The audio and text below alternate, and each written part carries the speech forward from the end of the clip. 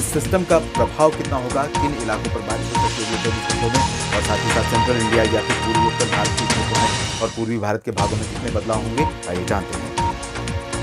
जिस स्पीड से और जिस डायरेक्शन में पहले ये सिस्टम आ रहा था, ये सिस्टम बना था दक्षिण और पूर्वी बंगाल की खाड़ी के ऊपर और एडजॉइनिंग दक्षिणी अंडमान सागर के ऊपर, धीरे धीरे पश्चिमी दिशा में बढ़ा। श्रीलंका के पास पहुंचने से पहले ही इसने अपना रास्ता बदला और थोड़ा सा नॉर्थ वेस्टर्न डायरेक्शन में आगे बढ़ने लगा, और इसी वजह से ये यहाँ पर पहुंच रहा है।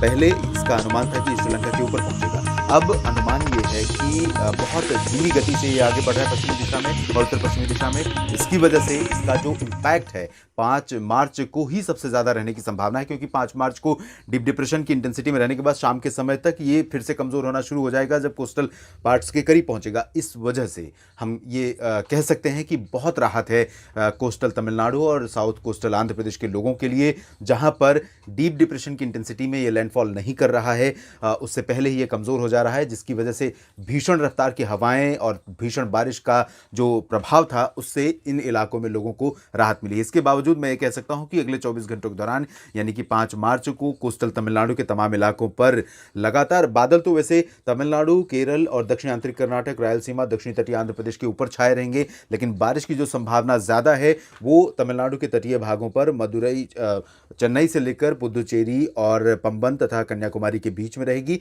इंटीरियर पार्ट्स में भी बारिश की गतिविधियां बढ़ेंगी, लेकिन बहुत ज़्यादा बारिश इंटीरियर पार्ट्स में होने की संभावना फिलहाल नहीं नज़र आ रही है। इस मॉडल को अगर हम देखें, इसके अलावा ECMWF भी इसी तरह का प्रोजेक्शन दे रहा है, बाकी सारे मॉडल्स भी इसी तरह का प्रोजेक्शन दे रहे हैं, लेकिन बादलों का जो प्रभाव है, हवाओं की जो स्पीड है, वो डिस्टर्ब करने वाली अभी भी, भले ही कमज़ोर होकर लैंडफॉल करेगा, उसके बावजूद ये कहीं ना कहीं कमज़ोर होने के बावजूद अफेक्ट करेगा पूरे तमिलनाडु को और कुछ केरला के पार्ट्स को, साउथ इंटीरियर कर्नाटक को, रायलसीमा और तटीय तमिल आंध्र प्रदेश को। तो इन भागों में फिलहाल 5 मार्च को नेल्लोर की बात करें या श्रीहरिकोटा की बात करें, सेलम की बात करें, कोयम्बटूर या मैसूर, हसन और बेंगलुरु की, तो इन इलाकों पर भी लाइट रेन हो सकती है, बादलों की गर्जना के साथ, तेज़ हवाओं के साथ। उत्तरी इलाकों में यानी उत्तरी आंतरिक कर्नाटक, तटीय कर्नाटक और तेलंगाना तथा उत्तरी तटीय आंध्र प्रदेश पर भी बादल दिखाई देंगे। हवाओं की स्पीड भी बढ़ती हुई रहेगी, लगभग 15-20 किलोमीटर या 25 किलोमीटर प्रति घंटे की रफ्तार से हवाएं चल सकती हैं। 30 किलोमीटर भी गस्टिंग स्पीड इन इलाकों पर भी हो सकती है, लेकिन डायरेक्ट इंपैक्ट इसका फिलहाल इन उत्तरी क्षेत्रों में, साउथ पेनिनसुलर रीजन के नहीं है। ओडिशा, छत्तीसगढ़ और मध्य प्रदेश तथा महाराष्ट्र के ऊपर बादल रुक रुक कर पहुंचने शुरू हो चुके हैं।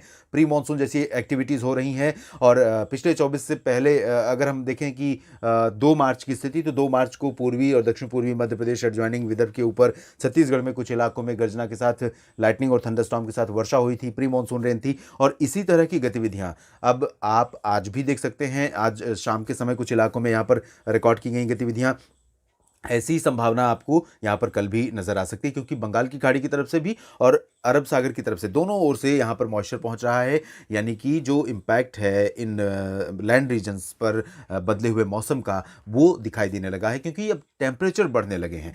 इसके बावजूद मैं आपको बताऊं कि उत्तरी क्षेत्रों में, जो मध्य भारत का उत्तरी इलाका है, खासतौर पर उत्तरी कच्छ और उत्तर पूर्वी रीजन, ये अहमदाबाद, वडोदरा, गांधीनगर तक का, मध्य प्रदेश के अधिकांश इलाकों में, उज्जैन, भोपाल और सागर, सतना, पन्ना, रीवा तक का जो क्षेत्र है, यहाँ तक कि उमरिया, मांडला और शहडोल तक इस तरह के हवाओं का असर रहेगा, उत्तरी दिशा की हवाओं का। इन भागों में उत्तरी दिशा की हवाओं के चलते एक तो आसमान साफ रहेगा, प्री मानसून एक्टिविटीज़ होने की संभावना ना के बराबर रहेगी, साथ में यहाँ पर टेम्परेचर जो है दिन और रात के थोड़े गिर सकते हैं, और बहुत ज़्यादा मेजर चेंज वेदर में फिलहाल यहाँ पर नहीं होगा। उत्तरी ओडिशा और उत्तरी छत्तीसगढ़ के भागों में भी इस तरह की स्थितियाँ देखने को मिल सकती हैं, क्योंकि उत्तरी हवाओं का, उत्तर पश्चिमी हवाओं का असर यहाँ तक पहुँच सकता है।